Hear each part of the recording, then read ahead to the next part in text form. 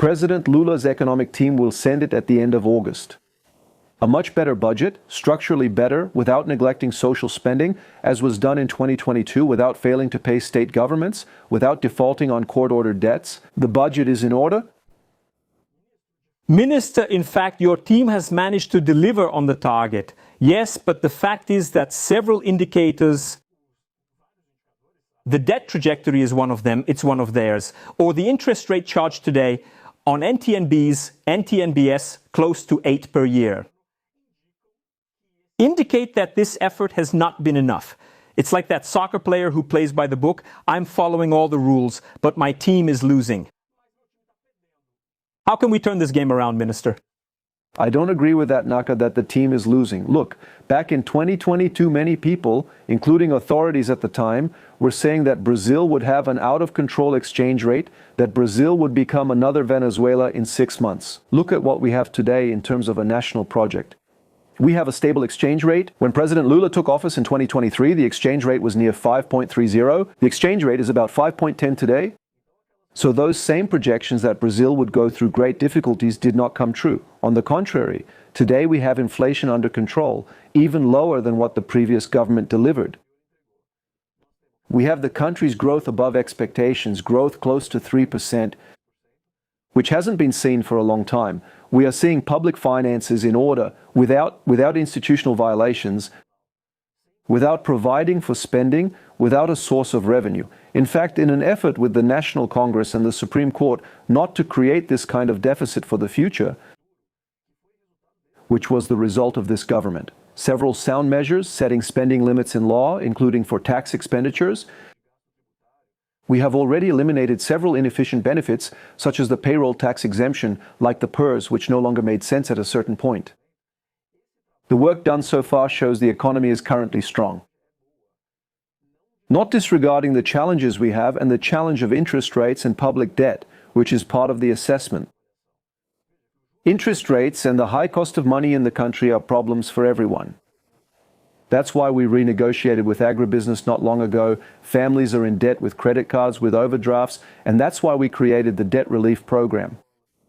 Large companies are making tax settlements to recover their ability to keep their capital moving and take out new loans, and the National Treasury itself pays high interest rates to roll over its debt. We have a problem in the Brazilian economy, which is the interest rate and how it affects debt, whether public or private. And the government's commitment is to do everything possible, from a fiscal standpoint, which is the closest, to address this issue of interest rates in the next term. Interest rates hurt the Brazilian economy a lot as a whole, not just the government.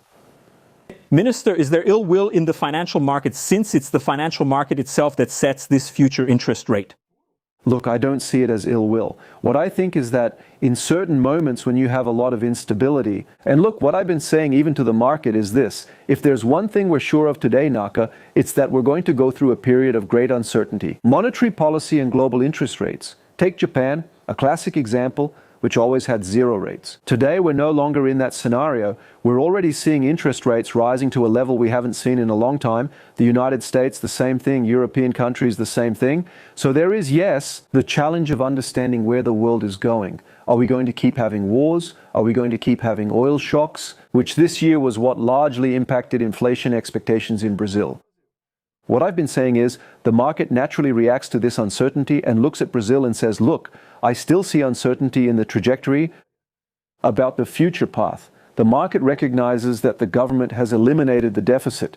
Despite criticisms regarding exceptions to the framework, which I have also made, the framework, the fiscal framework, is here to stay. And what we need to do is strengthen our fiscal policy so that in the next term we can make a national effort to reduce the interest rate. So I don't attribute it to ill will, but rather I attribute it to the level of uncertainty and a certain anxiety during the election period about knowing what proposals are on the table for decision-making, because we're talking about the market buying long-term bonds, right? We're talking about 5-year bonds, 3, 5, 10-year bonds, and that's the future outlook that's at stake today.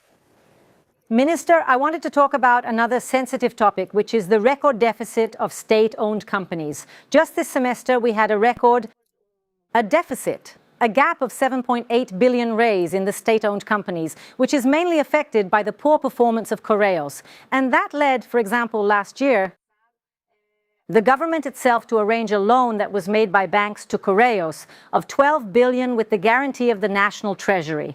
There is even talk that Correios will need a new loan, and it is possible that they will need another loan of up to 8 billion reais. This result from the state-owned companies has been setting record after record since 2023. I know the amount is small compared to all these figures we're talking about regarding fiscal adjustment, but doesn't this actually show the way the government manages that, in reality, doesn't take into account the issue of financial health? How are we supposed to understand this? The budget itself already predicts there will be a deficit until 2030. So why isn't it discussed, for example, a privatization, which is something the market has been talking about a lot? What are the alternatives? What would you say about this issue of managing state-owned companies? First, state-owned companies don't have a widespread problem. However, as you mentioned, Malu, Correios' results significantly affect the overall performance of these companies. Correios faces a dilemma, which is a major challenge in today's world, where we no longer have the volume of letters, the volume of correspondence that we used to have in the past. It is indeed going through a modernization process. There were some specific issues regarding international shipments that may have affected Correios' situation, but the dilemma here is with Correios. It's a state-owned company, and the other state-owned companies don't have bad results as people often want to claim. And the issue of Correios is now also being addressed by the economic team, mainly since last year. Correios presented a recovery plan to improve its conditions. Yes, we arranged a loan from private banks, which Correios will pay back over time. There's a grace period, and Correios will restructure. I have no problem discussing segmenting Correios' activities, making it possible to have more joint ventures, in other words, partnerships with the private sector, which is what the current president of Correios has been pursuing. So look, my guideline is very clear. The issue of Correios needs to be better addressed so that we can have fiscal health. Look, what I'm saying is precisely an answer to your question that it bothers me to have a public company that isn't delivering good fiscal results. So we, and here I speak especially for the Ministry of Finance, have a strong commitment to all state-owned companies performing well. And for Correios, my guideline for them is that they need to improve their situation. If they need a loan so they have time to make investments, sell assets, or form partnerships with the private sector, then let that be done, so that we can once again have a company, no matter its size or the activities it promises to deliver, that is financially healthy. This is a commitment I have with you as well. Minister, you also mentioned, right, responding to everything we've been discussing here about the minimum wage, but I also wanted to talk to you about the indexation of social security benefits. My question is this: is there any possibility that the government will continue to give real increases to the minimum wage, but unlink social security benefits from this increase? Real. We are not discussing this topic right now in terms of instruments. There are a number of scenarios that should be discussed with the president as soon as we get past the election period, because the challenges still exist even now, whether in international relations, whether in the concrete measures that need to be addressed going forward. So that's not a debate that's been happening, but I'll remind you of things we've already done, including on the spending side. In 2024, we presented to Congress a proposed constitutional amendment, a supplementary law, and an ordinary law reviewing a series of expenses which allowed us during the years 2005 and 2026 to better balance the public accounts. One of them was the minimum wage policy, which we guaranteed, and we continue to guarantee real income, so much so that people today are experiencing the highest real income in recent years in terms of family income. And we made an adjustment projecting growth that is more compatible with the country's fiscal rules. The same applies to personnel spending. We have established that as long as there is any level of primary deficit in the country, the adjustment for personnel will be limited to the lower bound of the fiscal framework. So measures are being taken, and the commitment to the future is this: we will continue to control mandatory spending so that we contribute to the reduction of interest rates in the country. Whatever is within our reach, we will do to lower the interest rates. Minister, a question about the opinions that were expressed some time ago. A few days ago, at a conference with analysts by José Sergio Gabrielli, who is one of the coordinators of President Lula's campaign platform, he even talked about increasing the minimum wage even more to reduce the population's debt, and also mentioned some forms of capital control. He made it clear at the time that it was an internal campaign discussion, that he supported it, but that it was not certain yet, that it would be the president's program. But right after that, given the reaction, the president of the Workers' Party, Edinho Silva, said that the one who speaks for President Lula's campaign is you. You are the economic spokesperson for President Lula's campaign. So I would like to know what your role is in the campaign and how this role coordinates with your role as Minister of Finance. Are you the economic spokesperson for both the campaign and the government? Look, Malu, President Lula has a number of economic interlocutors. I, as Minister of Finance, have been one of the main ones in recent years, including as the Executive Secretary of the Ministry. And I have contributed to all the debates, whether within the government, with friends, or with leaders in the progressive field. This goes beyond even the Workers' Party. My relationship, both with Edinho and with Gabriel, with Aloisio Mercadante, with Fernando Haddad, with a number of other leaders in the Workers' Party, is very fruitful, and I have dealt with and talked to them frankly about all of this.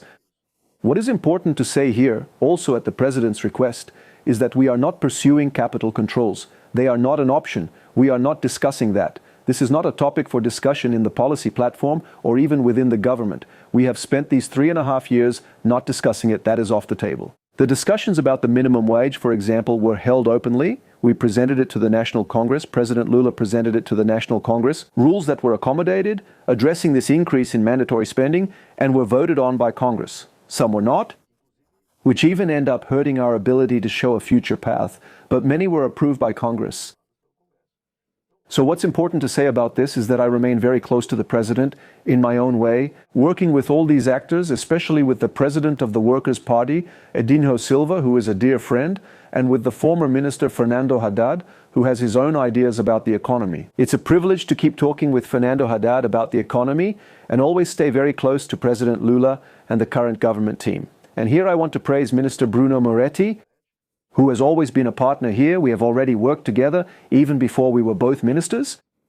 We were secretaries in the government and worked together to face a series of these challenges that came up and were overcome. Thank you very much.